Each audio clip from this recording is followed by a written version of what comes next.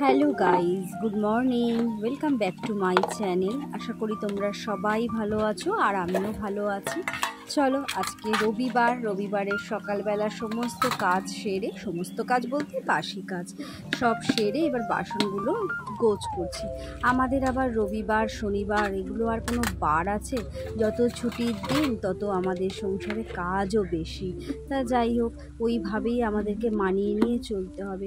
তা এক এক সময় জানো তো খুবই বিরক্তি লাগে, দূর বাবা, সেই একই কাজ সোম থেকে শনি করি, রবিবারও করতে হবে।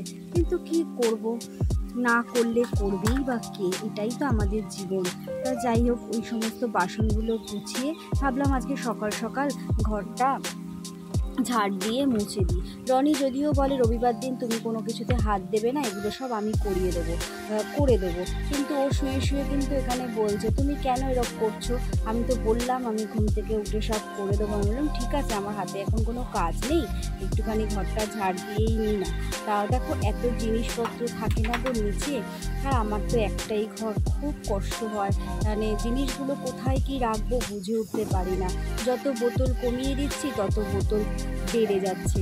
এই কোল্ড ড্রিঙ্কসগুলো খাওয়া হচ্ছে, নতুন বোতল ফেলতে কেমন লাগে না, ওই জন্য বোতলগুলো ফেলতেও পারি না, ওই সরিয়ে নাড়িয়ে চড়িয়ে ওই করতে হয়।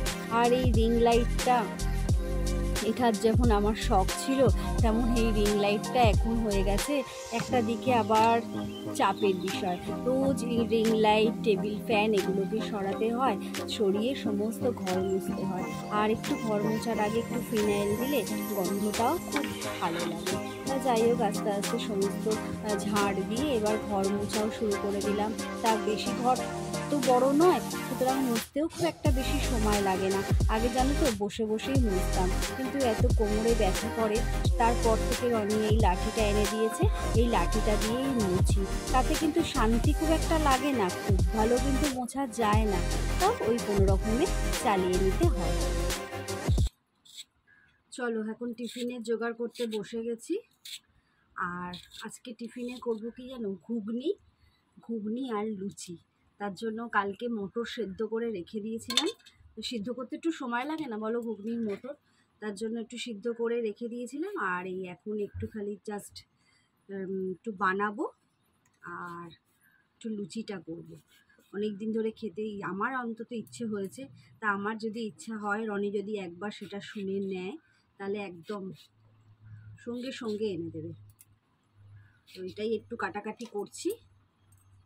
একটু আলু দেবো, একটু আলু দিলে কি বলতো একটু ঘনত্বটাও ভালো হয় আর বেশ অনেকটা হয়ও।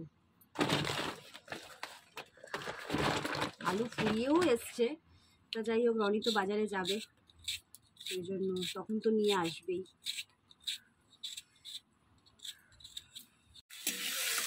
এমনি নিরামিষ ঘুগনিই করছি, তো লুচির সাথে দেখবে, লুচি পরোটার সাথে নিরামিষ ঘুগনিটা বেশ ভালোই যায়। আলু দিয়েছি, একটু কাঁচা লঙ্কা, আদা আর জিরে, ব্যাস, আর কিচ্ছু না। আর এই যে মটর এখানে সিদ্ধ করে কালকে রাত্রে রেখে দিয়েছি।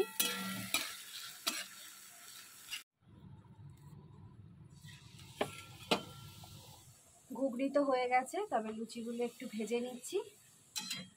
তবে এখন খাবো না, রনি বাজারে গেছে, ও বাজার থেকে আসুক তারপরে খাবো। কিন্তু এইগুলো একটু ভাজছি, একটু বাবাকে দেব, বাবাকে মানে কি বাবা মা দুজনেই খাবে, একটু পাঠিয়ে দেবো। আর বাবু এখন একটা লম্বা ঘুম দিচ্ছে, এখনো ছেলে ওটার নাম নেই। ওর বাবা আসুক তারপর ডাকবে। লুচিগুলো কি ফুলছে গো, দাঁড়াও ব্যাক ক্যামেরা করে দেখাই, আমার লুচিও ফুলছে। ঠাকুর এটা ফুলুক, এটা ফুলুক, তোমাদের সামনে আমার আর মান সম্মান থাকবে না। না গো, ফুলেছে, আহা, লুচি ফুললে হেভি লাগে।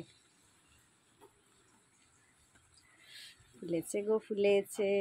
চলো, খাওয়া দাওয়া আমাদের শুরু করে ফেলেছি। ভিডিওটা শুরু করতে একটু দেরি হয়ে গেল, আর দেওয়ার সাথে সাথে দেখো একটাও পাতে রয়েছে। রনিকে কতগুলো লুচি দিয়েছিলাম, লুচি দুটো দিয়ে শেষ করে দিই। দুটো কি মিথ্যাবাদী, রনিকে 5টা লুচি দিয়েছি। নাও এটা পুরোটাই ধরে তুমি খাও। আর বাবুও তো হাপুস হুপুস করে খাচ্ছে, আর আমি এই সবে শুরু করেছি খাওয়া। রনির একদম আনলিমিটেডভাবে মুখ চলছে। কি গো কেমন লাগছে? বাবা এক গামলা ঘুগনি নিয়ে বসে পড়েছ। হ্যাঁ তাই কিন্তু মনে হচ্ছে না। এ দেখুন, কে করলো এত ভালো রান্না? দেখো ওনা আমার বউয়ের গামলা দেখো আর আমার বাটি দেখো, এত খেতে পারো? এত ভালো রান্না কে করলো? আমি তো করলাম। এই তুমি ছাড়া এই রান্না কি কারোর হতে পারে? এ কেমন খাচ্ছিস? হুম, 9:30 অবধি ঘুমালো। কথায় আছে না রাজার বেটা ঘুগনিওয়ালা। রাখো। 9:30 অবধি রাখো। কত দূর গো? এই তো যা গরম লাগছে, রান্না করবো কি। আজকে উচ্ছে ভাজা করেছি, উচ্ছে পেঁয়াজ ভাজা করেছি, আর রনি একটু মাটন এনেছে। এই যে আলু ভাজছি, আলু দিয়ে মাটন দিয়ে একটা পাতলা ঝোল করব। তুমি তো আবার ঝোল ভালোবাসো। ঝোল এই গরমে মটন খাবো? হ্যাঁ তুমি খেও না, তোমার জন্য আলু সেদ্ধ ডাল সেদ্ধ ভাত করে দিই, সেটাই খাও। মাটন খেও না। 4 পিসের বেশি দিও না। সবেতেই আছে, সবে ধর নীলমণি, কিছুই খাবো না। তা তুমি চলে যাও, দেরি করছো কেন? যাবো। হেঁটে যাবে? হ্যাঁ, কতটা হেঁটে যাবে? আমি মানে এত কষ্ট হচ্ছে আজকে গরমে রান্না করতে, প্রচুর গরম, যে কাজ করে সেই বোঝে। প্রচুর কষ্ট হচ্ছে, তার জন্য মানে আরো লুচি খেয়ে যেন বেশি গরম লাগছে আমার। তারপর সাথে আবার রনি আজকে একটু চা খাইয়েছে, গরমে গরম। তো চলো একবারে রান্নাটা সেরে তারপরে দেখাচ্ছি মটনটা কেমন হয়।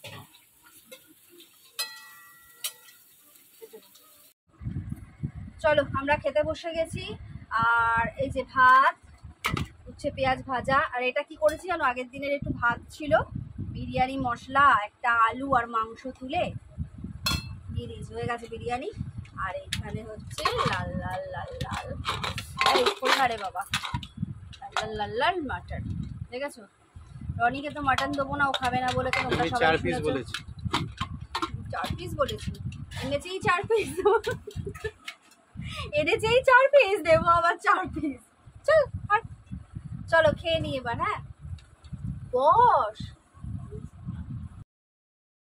খেতে বসে পড়লাম। আর ভয়েস ওভারেই দিলাম, কারণ ক্যামেরা মানে ফোন ধরার এত প্রবলেম হয়, তাই জন্য ভাবলাম যে ছাড় বাবু। আর অনেকেও বললাম ছাড়ো, আমি ভয়েস ওভারেই দিয়ে দিচ্ছি।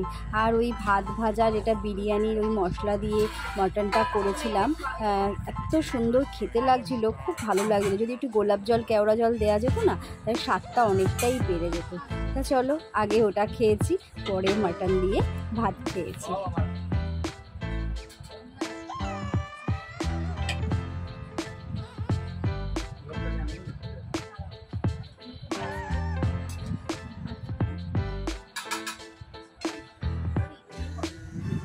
এখন একটু রিলস বানাচ্ছিলাম, এখন সময় পেয়েছি, ঘর ফাঁকা পেয়েছি, এই কটা রিলস বানিয়ে ফেললাম।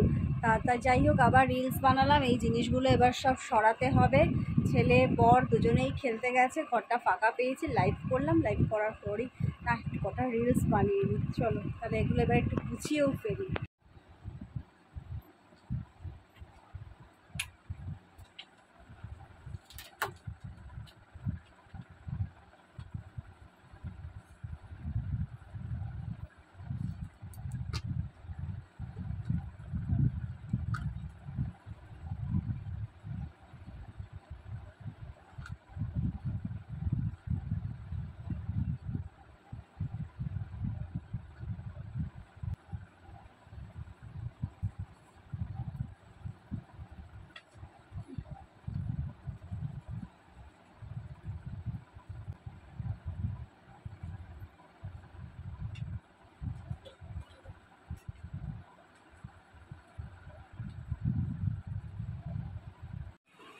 চলো সন্ধ্যাবেলা এখন আমরা একটু বেরোচ্ছি।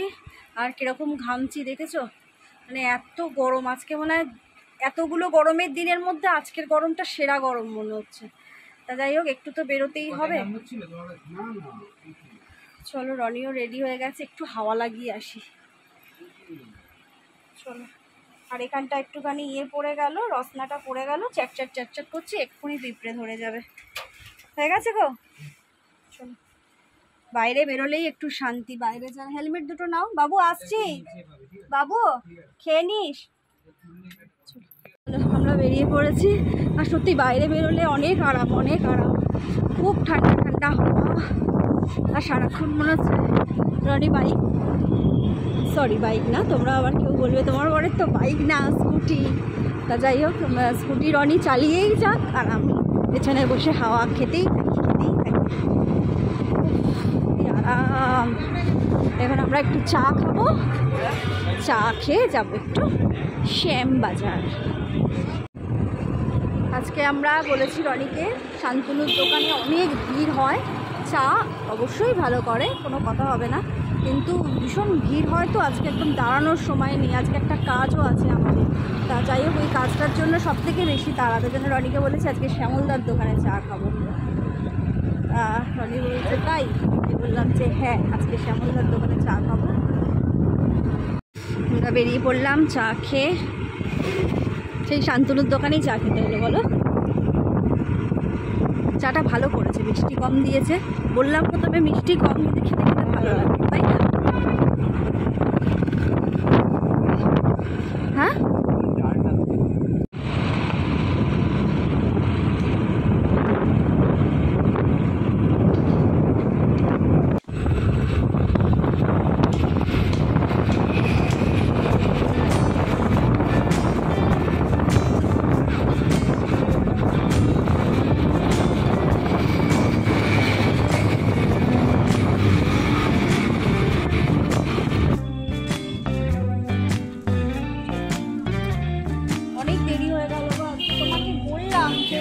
তাড়াতাড়ি বেরোই, তুমি সেই খেলা নিয়ে কত দেরি করে এলে। চলো চলো, তো ভালো লাগছে না। তার দরকার বলেই অদ্ভুত কথা বলো। চলো তাহলে বাড়ি চলে যাই, চলো বাড়ি চলে যাই। আমার এত কথা শুনতে ভালো লাগে না, বাড়ি চলে যাবো। তোর ঠিক আছে, আমি একাই চলে আসবো, কি আছে তোমাকে নিয়ে যে আসতে হবে?